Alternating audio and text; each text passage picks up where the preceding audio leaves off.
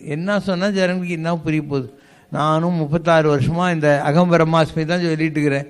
நான் அகம்பரமாஸ்மி மாத்திரமா சொல்கிறேன், தத்துவமசியும் சொல்லிட்டு இருக்கிறேன். நீயும் அதுதான். உனக்கு தெரியலையே, நீ மகத்தான தெய்வ வசன்றது தெரியாம நான் கிளார்க்கு, மேனேஜரு, வக்கீல், டாக்டர்னு ஏமாந்து போயிருக்கேங்கிறது தான் என்னுடைய மெசேஜே. நான் லாங் பேக் சொன்னேன், நான் அம்மிக்கல் கொல்லன் அல்ல, அம்மி அடித்து வழிகளோடு விற்கிற கொல்லன் நான் அல்ல, தெய்வ வடிவங்களை செதுக்க வந்த தேவலோக சிற்பிங்கிற வார்த்தை சொன்னேன். அப்போ சிற்பின்னா என்ன? மகாபலிபுரம் பக்கத்தில் போய் ஒரு கல் எடுத்து அதில் கரியில் ஒரு பிள்ளையார் மாதிரி வரைஞ்சி, இல்லை சாக் பீஸில் ஒரு பிள்ளையார் மாதிரி வரைஞ்சி, ஒரு பெரிய சுற்றி எடுத்து பொடுக்குன்னு எல்லாத்தையும் உடச்சி, அதுக்கப்புறம் மிடில் கிளாஸ் சுற்றி இருக்கும் இல்லையா, அதை வச்சு அந்த கண்ணு மூக்கு இதெல்லாம் வர்ற மாதிரி பண்ணி ஒரு சின்ன சுற்றி எடுத்து கண்ணு மூக்கெல்லாம் திருத்தமாக அமைக்கணும். அப்போ நீ கும்பிட போகிற பிள்ளையார் எங்கேருந்து வந்தார்? கல்லுக்குள்ளேருந்து தான் வந்தார். அப்படி வந்தார். சிற்பி செதுக்கினான் நீங்கள் சொல்கிறீர்கள். நான் என்ன சொல்கிறேன், அவன் தேவையில்லாததை ஒதுக்கினான் என்று சொல்கிறேன். சிற்பம் செதுக்கப்படுவதல்ல, வேண்டாததை ஒதுக்குவது. இப்போ நீங்கள் என்ன பண்ணோம்? கல்லாக இருக்கீங்க இன்னைக்கு. உன் மனம் இரும்போ பெரும்பாறையோன்னு கடவுள்கிட்ட சொல்கிறதில்லை, நீயே இரும்பா பெரும்பாறையாக தான் இருந்துட்டுருக்க. உங்கள்கிட்ட தேவையில்லாத பல விஷயங்கள் அதெல்லாம் தூக்கி போடுது. எதெல்லாம் தேவையில்லை எல்லாம் தூக்கி போடுது. அப்போ உனக்குள்ளே ஒளிந்து கொண்டிருக்கக்கூடிய அந்த இறைத்தன்மை, இல்லை அந்த இறைவனுடைய வடிவம், அந்த சித்தன், அந்த ரிஷி, அந்த மகாபுருஷன் தன்னை வெளிப்படுத்தி கொள்வான். ஆனால் செதுக்குவது என்பது ஒதுக்குவது, தேவையில்லாததை ஒதுக்குவது. இதுதான் ஆன்மீகம் என்பது.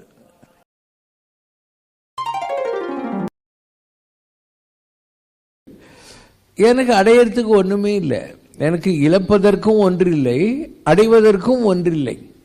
எதை அடைந்த பின் அடைவதற்கு எதுவும் இல்லையோ அது நான். எதை அறிந்த பின் அறிந்து கொள்வதற்கு எதுவும் இல்லையோ அது நான். இது 25 வருஷத்துக்கு முன்னாலேயே நான் சொல்லிட்ட quotation. But I keep working.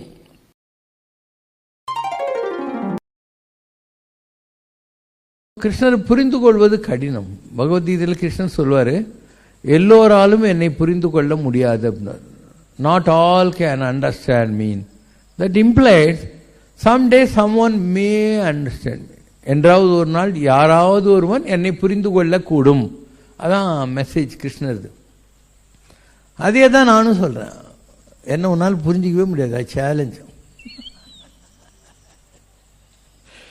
I am a serious person, but externally like this. But I know my steps. ரொம்ப வருஷத்துக்கு முன்னால் நான் ஒரு கொட்டேஷன் ஃபார்ம் பண்ணேன். I am a madman, but a different kind of madman, because there is a methodology in my madness அப்படின்னு. என்னுடைய இந்த போக்குக்கு பின்னால் there is a system, there is a method which you will not be able to comprehend அப்படி.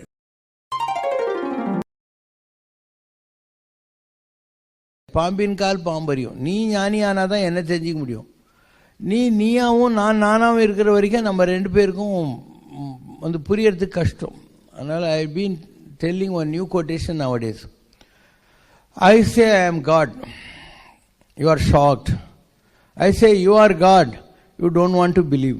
So there is no meeting point between us. I say நான் கடவுள். உன்னை shock ஆயிடுறேன்னு இப்படியெல்லாம் சொல்கிறேன் இந்த ஆளுன்னு. அடுத்த வரையே நான் சொல்கிறேன் நீயும் கடவுள்னு. நீ நம்பவே மாட்டேங்கிற. ஸோ நான் கடவுள்னாலும் நம்ப மாட்டேங்கிறேன், நீ கடவுள் நான் சொன்னாலும் நம்ப மாட்டேங்கிறேன். So where is the question of understanding God? Neither you understand the அகம் காட் நாட் த பரம் காட். ஜோதி சுயத்தையும் உனக்கு தெரியல, ஜோதி பரத்தையும் தெரியல. அப்போ ஜோதி எந்த காலத்தில் உனக்கு தெரிய போகுது? தான் என்னுடைய new quotation.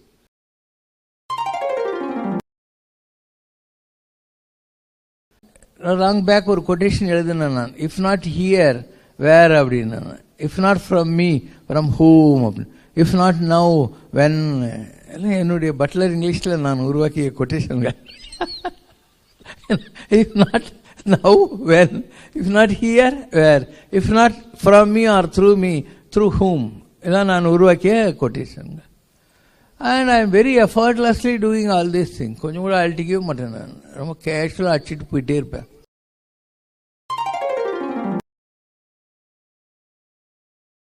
Long back I coined a quotation.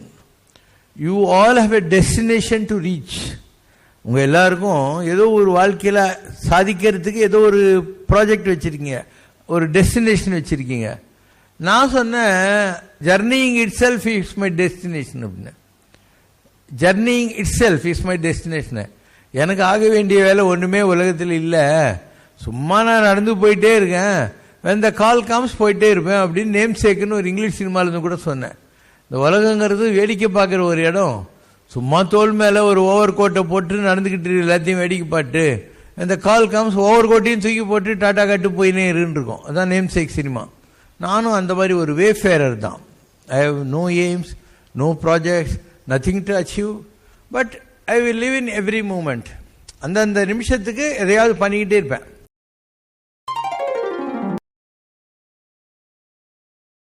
So long back I coined a quotation. My cup of joy is full to the brim.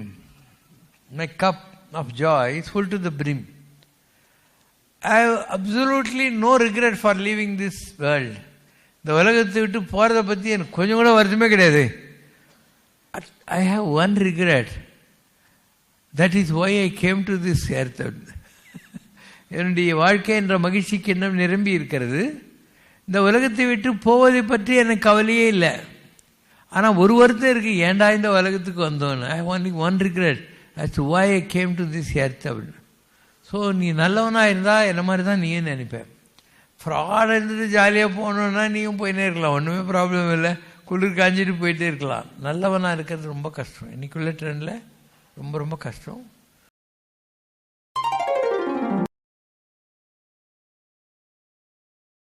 ஞானிங்கிறவன் இந்த உலகத்தில் அதனுடைய போக்கில் தான் மிதந்துக்கிட்டே இருக்கிற அந்த நிலை தான் ஹையஸ்ட் லெவல்.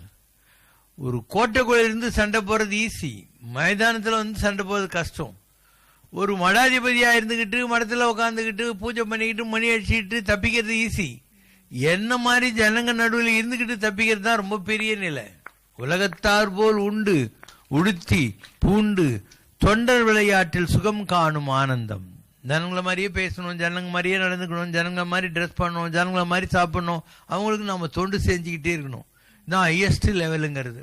இதெல்லாம் மக்களுக்கு புரியாது, அதனால் நானும் பேசுறதெல்லாம் விட்டேன். ஏன்னா நம்ம எது பேசினாலே அவன் குதர்க்கமாக இருக்கிற வரைக்கும். இப்போ ஒருத்தன் நம்புறான்னு வைய, அவனுக்கு எந்த ஆதாரமும் தேவையில்லை, நம்பிடும் அவ்வளோதான். நம்பக்கூடாதுன்னு நினைக்கிற சந்தேகப்பட நினைக்கிறான் பாரு, அவனுக்கு எந்த ஆதாரம் கொடுத்தாலையும் அதில் லொல்லு பண்ணுவான், நோனா வட்டம் பார்த்துக்கிட்டே இருப்பான். ஆனால் நம்புகிறவனுக்கு ஆதாரம் தேவையில்லை, நம்பாதவனுக்கு ஆதாரங்களால் ஆவதில்லை. எந்த ப்ரூஃப் கொடுத்தாலையும் அவன் புத்தியிலிருந்து யோசனை பண்ணிக்கிட்டே இருப்பான்.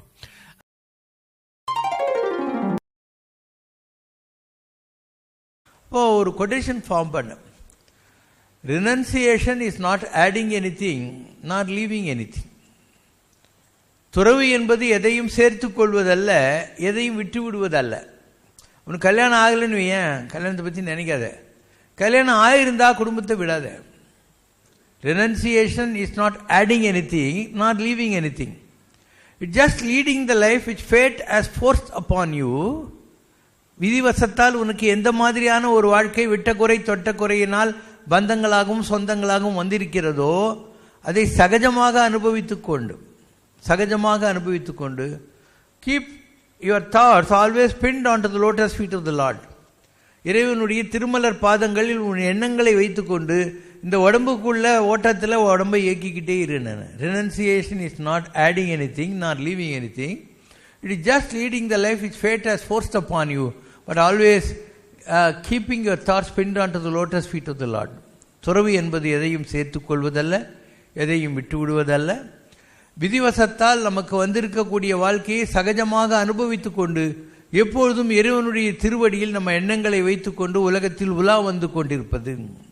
இதெல்லாம் எந்த காலத்திலையும் நாம் பண்ண கொட்டேஷன். இப்படி தான் லைஃப். சிவசங்கர் பாபாவுக்கு என்று சுயமான சிந்தனைகள் இருக்கின்றன. I don't follow anyone. என் வாழ்க்கையில் வந்த அனுபவங்களால் புடம்போடப்பட்ட நிலையில் இதுதான் ஆன்மீகம் என்பது என்னை பொறுத்த மாத்திரம் வரையறுக்கப்பட்ட ஒரு நிலையில் இருக்குது. எனக்குன்னு சில தெளிவான சிந்தனைகள் இருக்கு, அதை தான் நான் பேசுகிறேன். I never quote from any damn books. I don't follow any one on this earth.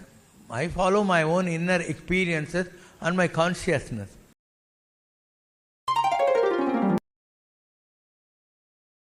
Suicide எதுக்குமே சொல்யூஷன் இல்லை. ஸோ நான் ரொம்ப வருஷத்துக்கு முன்னே ஒரு கொட்டேஷன் ஃபார்ம் பண்ணேன். If you have decided to commit suicide, why can't you give a trial to living அப்படின்னு. எப்போ சாகிறதுன்னு முடிவெடுத்தியோ அப்போ வாழ்ந்து தான் பார்த்துறேன். நீ ஏன் சாகணும்னு நினைக்கிற? உன்னை தெரிஞ்சவன் ஒரு 500 பேர் இருப்பான் உலகத்தில். நீ வேணா பாரு, உங்கள் வீட்டு கல்யாணத்துக்கு பத்திரிக்கையை போட்டு இன்விடேஷன் அனுப்பணும். உன் பையன் பொண்ணு உன் பொண்டாட்டி எல்லாம் உட்காந்து பேரெல்லாம் சொல்லுவாங்க. அதில் பாதி பேர் ஏற்கனவே மண்டையை போட்டிருப்பான். இந்த உலகத்தில் நிஜமாக உனக்கு தெரிஞ்சவங்க 500 பேர் இருந்தாவே பெரிய விஷயந்தான். நாம் இதெல்லாம் வச்சுருந்து உலகம் பூரா நம்மளை ஏதோ பார்த்து சிரிக்குதுன்னு தப்பாக நினச்சின்னு இருக்கோம். எதுவுமே நிஜம் கிடையாது இந்த உலகத்தில். இந்த 500 பேருக்காக நீ ஏன் செத்து காத்தா சுற்றின்னுக்கிற? போயிடு, இங்கேருந்து போயிட்டு எங்கிட்ட வா, நான் உனக்கு 500 ரூபாய் தரேன். எங்கேன்னு கர்நாடகா போறியா, ஆந்திரா போறியா, எங்கே போகிறேன்னு சொல்ல. Life is beautiful. இது தெரியாமல் தான் ஜனங்க சுத்தி பண்ணிக்கிறது, கஷ்டப்படுறது. நம்ம கடன்லேயே ஆகிட்டோம். அவங்க என்ன சொல்லுவாங்க, இவங்க என்ன சொல்லுவாங்க, யார் என்ன சொல்கிறது? உனக்கு இல்லைன்னா அவனை தூக்கி கொடுக்க சொல்லு பார்க்கலாம். உனக்கு அவன் கொடுக்க போகிறானா? இல்லை. பின்ன அவனை பற்றி உனக்கு என்ன? Is a perishable commodity. அதனால் இதெல்லாம் கண்டுக்கூடாது.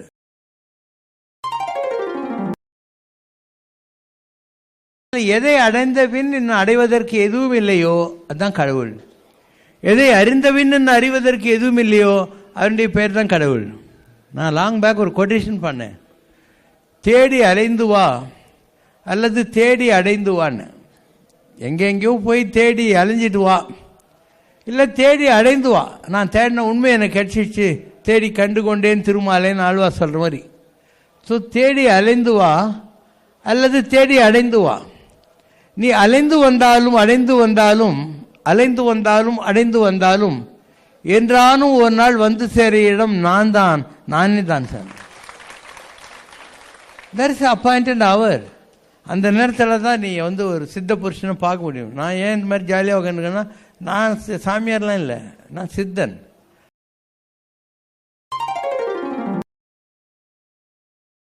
சித்தார்த்தன் வெளிச்சத்தை தேடினான், புத்தனானான். நீயும் தேடு. புத்தனாகாவிட்டால் என்ன, புத்திசாலி ஆகிவிடுவாய் அப்படின்னு. ஒருவேளை புத்தரோட ஹைட்ஸ்க்கு ஒரு நாள் போக முடியாமல் போகலாம். ஆனால் ஷுவர்லி யூ வில் பிகம் புத்திசாலி. இன்னைக்கு இருக்கிறத விட இன்னும் ஒரு படி மேலே தான் போவியே தவிர கீழே போக மாட்டேன். ஆனால் யார் ஒருவர் உண்மையை தேடுகிறார்களோ, தேடுவது உண்மை எனில் உண்மையில் அது கிடைக்கும். தேடுவது உண்மை. If you are definitely searching the truth, truthfully you will get it. உண்மையில் அது கிடைக்கும்.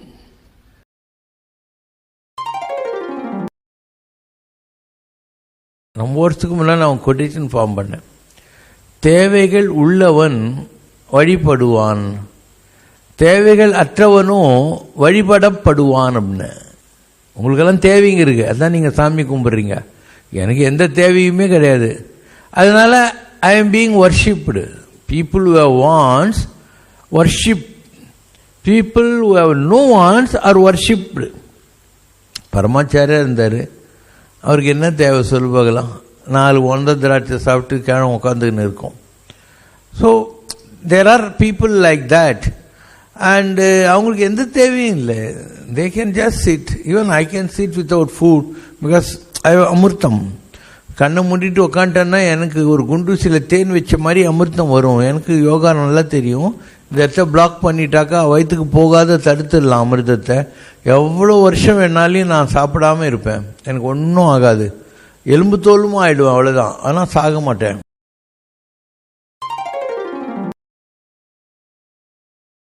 ஆசைகளை விடுவதற்கு பெயர் ஆன்மீகம். ஆசைகளை இன்னும் சேர்த்துக்கிறதுக்கு பேர் ஆன்மீகம் இல்லை. நிறைய பேர் தப்பு பண்ணுறாங்க. அங்கே போய் ஜோசிக்காரன் பார்க்குறது, அது பார்க்குறது, இது பார்க்குறது. இன்னும் ஆசையை தேடினேங்கிறான்.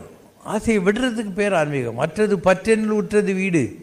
அதனால் நான் ரொம்ப ஷார்ட்டாக அதை பண்ணேன். நான் அற்றது பற்றெனில் உற்றது வீடு நம்மாழ்வார். நான் அதை 2 வேர்ட்ஸில் மாற்றினேன். நான் விடு வீடு அப்படின்னு. விடு, எல்லாத்தையும் விட்டுரு, வீடு நம்ம மோஷம் ஒன்று கிடச்சிரும், இவ்வளோதான். ஸோ நம்ம உபதேசம் என்ன? விடு வீடு. நான் விடு சொல்வேன், நீங்கள்லாம் வீடுன்னு சொல்லணும். ஓகே, விடு வீடு, அவ்வளோதான்.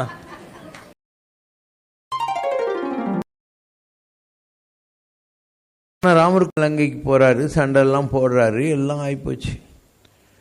இவருடைய 14 வருஷ கஷ்டத்துக்கும் சீதையுடைய அவ்வளோ கஷ்டத்துக்கும் காரணமாக இருந்த ராவணேஸ்வரன். உனக்கு யாராவது ஒரு விரோதி அப்படி மாட்டினான்னா அவன் கழுத்தில் இருக்கிற துண்டை போட்டு கும்மாங்குத்து குத்தி அவனை ஒரே குத்து குத்திடுவேன். ஆனால் ராமருக்கு கோவமே வரல. இப்போ கூட ஒரு நைட்டு உனக்கு பாக்கி இருக்கு, போய் யோசனை பண்ணி என் மனைவி விட்டுரு, எனக்கு உனக்கும் ஒன்றும் சண்டை இல்லை அப்படின்றார். இன்று போய் நாளை வா. அங்கே தான் ராமர் நிற்கிறார். பகைவனுக்கு அருள்வாய் நன்னெஞ்சே பகைவனுக்கு அருள்வாய். எதிரியாக இருந்தால் கூட hate the sin but don't hate the sinner. ஒருத்தன் செய்கிற தவறை நீ வெறுக்கலாம், ஆனால் தவறு செய்தவனை வெறுக்க வேண்டிய அவசியம் இல்லை.